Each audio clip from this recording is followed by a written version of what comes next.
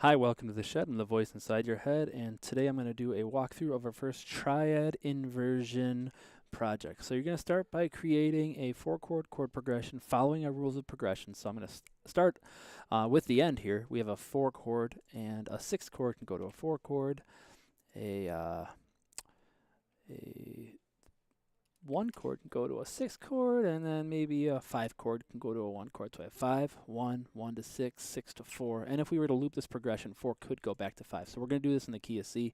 So we are going to have a G, a C, an A minor, and an F chord. Now, we need to spell these and then invert them. So we're going to keep this first chord in root position. So it's going to be spelled G, B, D. Now, if I spell the second chord in root position, our first step when we're inverting chords is to look for common tones. So I have this G in both of these two chords, and I want this G in the lowest voice. This is the 5th of the chord, and the inversion type that has the 5th on the bottom is second inversion. So I'm going to put this 1 chord in second inversion, and it's going to go 5th, root, 3rd.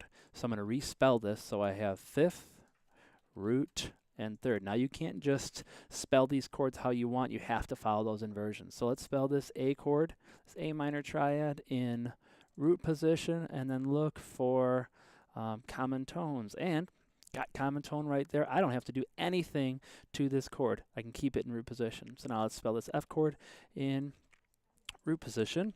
Are there any common tones? There are 2 of them. So the 3rd needs to be on the bottom. Which inversion is the 3rd on the bottom? That's first inversion. So I'm going to spell it. It's in first inversion. It'll go 3rd, 5th, root on top. So let's put that root on top. 5th in the middle, and 3rd on the bottom. So I'm going to use these for my song. So the 5 chord is in root position. The 1 chord is in second inversion. The 6 chord is in root position, and the 4 chord is in first inversion. So now I'm going to start off by creating a drum beat. This drum beat is just going to be 4 measures long. So I'm going to use just a regular kit here. Make sure that you adjust your tempo to whatever you want, and make sure your metronome's on. So let's record a 4 measure drum beat. 2, 3, 4.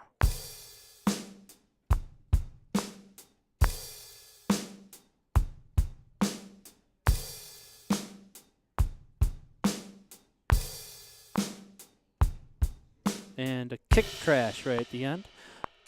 Now make sure that you quantize, so double click on the piano roll to bring up this window, highlight everything, press Q. Alright, let's just double check that we have what we wanted. Sounds good so far. So on beat 1 I was putting in an open hi-hat, and that's just another possibility, something else you can do. And a kick crash at the end. So now let's create a bass line. That bass line is going to follow the roots of the chords, and remember that there is a relationship between the bass instrument and the kick drum. So I'm playing on 1, and then I am playing on beat 2 and the and of 2. 1 or 3 and the end of 3. 3 and 4. And so I'm going to have my bass just play on 1. I'm just going to have my bass play on beat 1. And the chord progression again is 5, 1, 6, 4. So I'm going to play G, C, A, and F. Those are the roots of these chords. 1, 2, 3, 4. 1, 2, 3, 4. C, 2, 3, 4. A, 2, 3, 4. And F, 2, 3, 4. Awesome. Now I'm going to double check these notes, and you have to not just look at the beginnings and quantize, but you have to look at the ends. So let's get rid of that keyboard. Got in the way there. Make sure that your ends snap. Okay, ends are snapped. Awesome. Now, the fun part. We're going to add in the piano. Now the piano is going to follow these inversions. So this 5 chord, do it down here, 5 chord in root position. Then I am going to the 1 chord in second inversion. Why that's hanging out like there, that's kind of weird. I'm going to go to the 5 chord in second inversion. Just do it up here. There you go. It's 1 chord. So my 5 chord, 1 chord in second inversion, 6 chord in root position, and then the 4 chord in first inversion. So let's just record that. 2, 3, 4. 1, 2, 3, 4. 1, 2, 3. Here's my A minor chord in root position.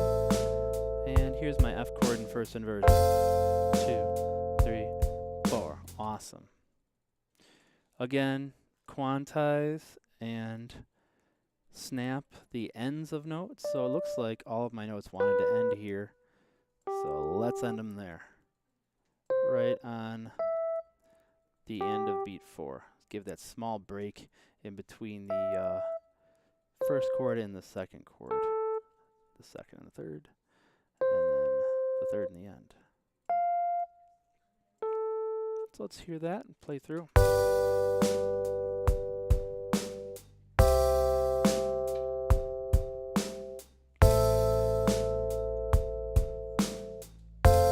Awesome. Now, if you wanted to take this to the next level, so that's all you need to do for this assignment, but if you want to take this to the next level, you can add in another chord part, and the part that you're going to play is going to be a broken chord. So we have different ways to break these chords up. So here is my 5 chord. I can play it 1, 3, 5. I can play it 3, 5, 1. I can play it 5, 1, 3. I can play just different patterns. So I'm going to play this pattern actually. I like this pattern. So I'm playing the lowest voice, the top voice at the same time, and then I'm going to play the middle voice. And this is going to give the chord some movement. 1, 2, 3, 4.